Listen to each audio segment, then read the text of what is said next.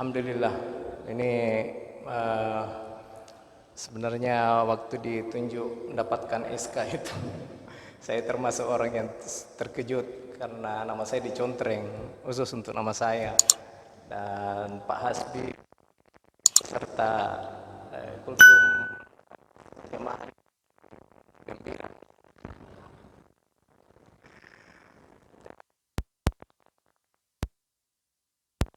Dan memang kami barangkali dalam hal tema yang kultum pada hari ini tidak kapasitasnya untuk berceramah atau memberikan kuliah 7 menit kepada para kiai, para ustaz. Kita ini ustaz-ustaz saja, dipanggil ustaz-ustaz karena ada jenggot sedikit jadi dipanggil ustaz-ustaz. Walaupun dalam keseharian panggilan ustaz ini sudah melekat dan sudah banyak juga privilege atau keuntungan yang saya dapatkan dengan dipanggil ustaz. Ya, seperti yang dibilang Ustaz Dasat, kalau ke pasar pasti dikasih harga murah dan biasa banyak tambah-tambahnya kalau kita belanja. Kemudian sering didatangi rumah untuk minta air dibacakan. Ya, kami bacakan surat Al-Fatihah kemudian diniatkan seperti tipsnya Pak Dekan Syariah. Dan alhamdulillah, ya, bismillah banyak juga yang tertolong. Mulai dari saja persoalan keyakinan saja ini. Ya banyak menguntungkan, termasuk kita terhindar dari banyak bencana. Ini pengantar saja, ini sudah 3 menit berjalan. Ya penampilan ustaz-ustaz itu bisa menyelamatkan kita dari bencana. Jadi saya pernah menyenggol PT-PT itu kena kaca spionnya dan rusak. PT-PT kemudian suruh paksa berhenti. Saya bilang masalah lagi ini. Kalau bukan ini amarah, pertengkaran, ganti rugi lagi ini didapat. Jadi begitu beliau PT-PT ini datang menghampiri, saya buka kaca jendela mobil baru saya ucapkan Assalamualaikum.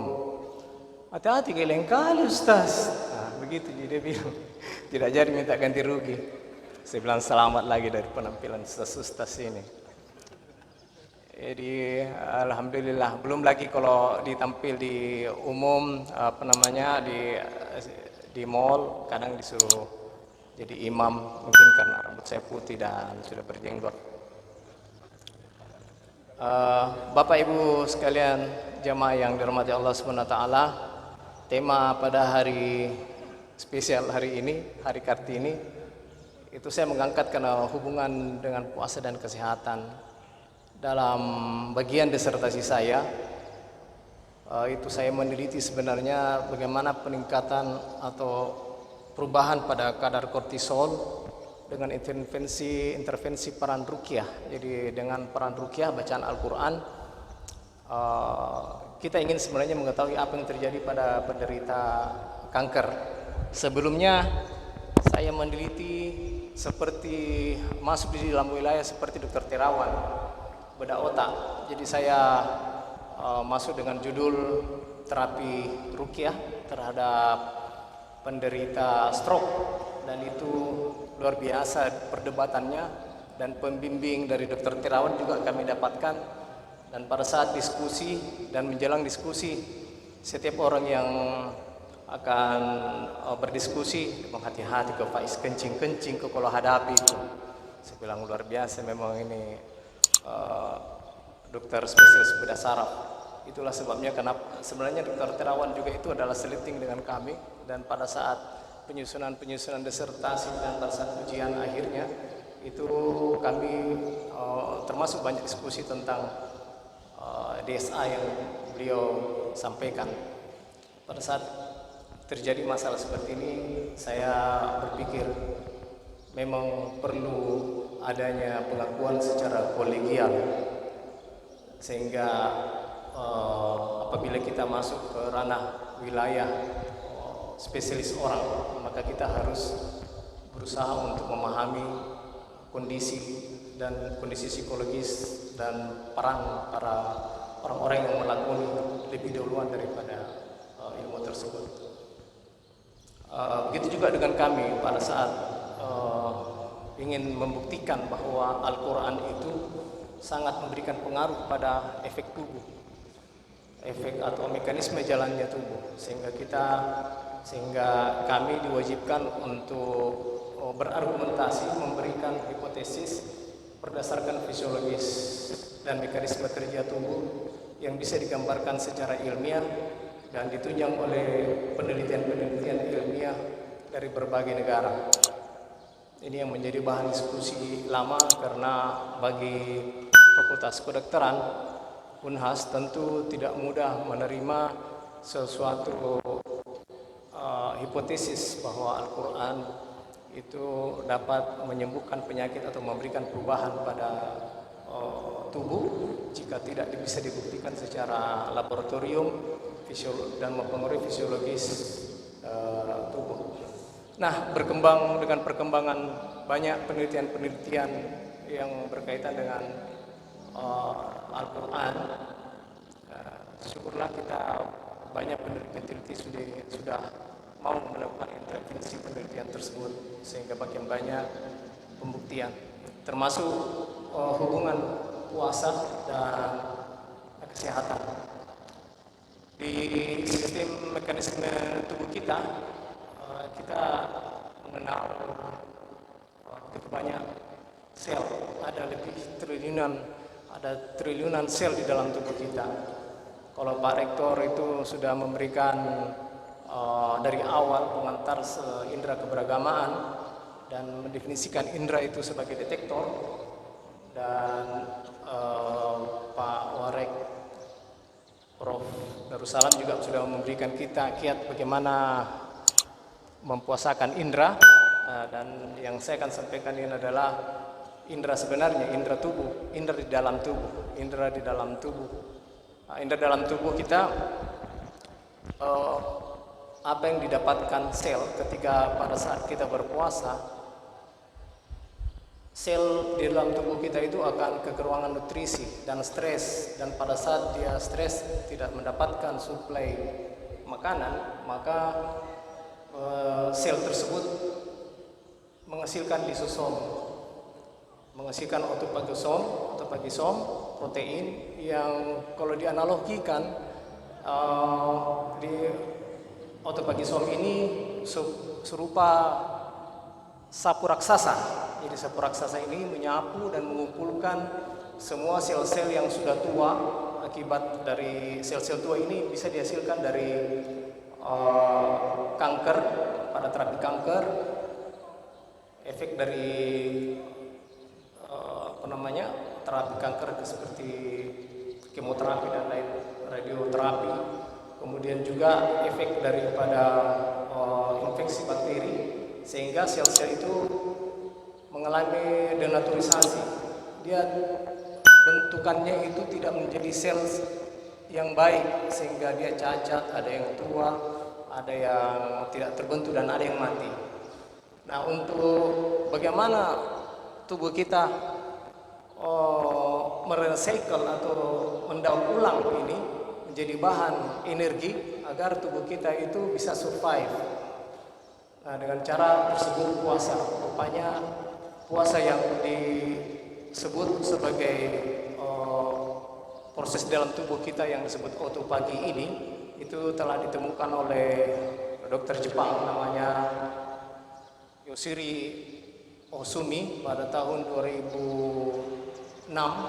Pada tahun 2006 dia telah mendapatkan Nobel di bidang medis akibat penemuannya ini, dan dia membuktikan bahwa puasa yang kurang dari 8 jam dan lebih dari 16 jam kurang dari 6 jam dan tidak lebih dari 16 jam, jadi 8 sekitar sampai 16 jam, maka akan terbentuklah proses autophagy tadi.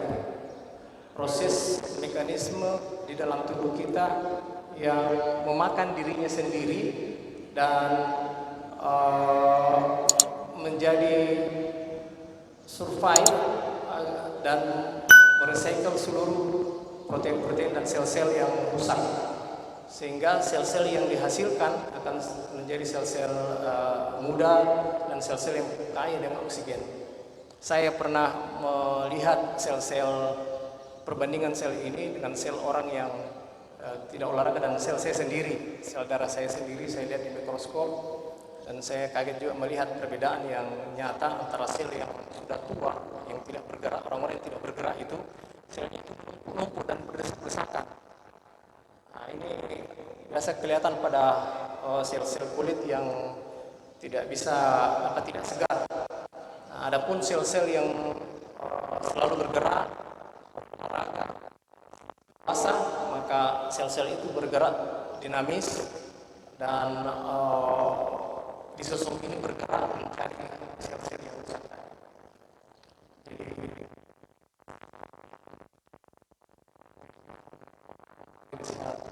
proses autofagi ini juga sudah dibuktikan secara ilmiah melalui penelitian-penelitian di hewan dan membuktikan menjadi obat bagi penderita kanker dan mencegah diabetes.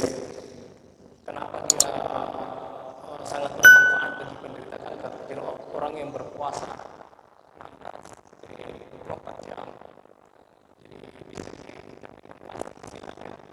puasa yang tidak makan pada saat jam 8 dan tidur agar terjadi regenerasi sel dengan cepat, tidur yang berkualitas. Kemudian pagi itu dia hanya minum air, mungkin bisa VCO, dan nanti makan pada jam 12, jam 1 kalau tidak puasa, kalau tidak puasa seperti kita. Nah, proses autofagi ini akan terhenti stagnan jika terjadi proses pemasukan makanan pada saat puasa tadi antara 16 jam. Jadi kalau kita ini puasa kan dari jam 5 sampai jam 6, itu sudah lebih dari 16 jam ya. 16. Itu berarti sudah memenuhi. Kenapa kita harus berpuasa dan tidak menahan makan dan minum itu? Agar memberikan kesempatan sel tubuh kita untuk memakan diri sendiri, memakan sel-sel yang sudah tua, sehingga kita selalu menghasilkan sel-sel yang bagus. So, itu hikmah yang luar biasa yang telah diajarkan Rasulullah, tetapi nanti 2016 dunia baru bisa membuktikan bahwa orang Barat mengakui bahwa ternyata puasa dalam Islam itu yang paling benar, karena bisa menahan puasa lebih dari 16 jam. Begitu banyak manfaat autofagi ini, karena sekarang sudah menjadi terapi yang tren, terapi yang efektif, dan diet yang paling sempurna di antara diet-diet yang pernah ada diciptakan manusia.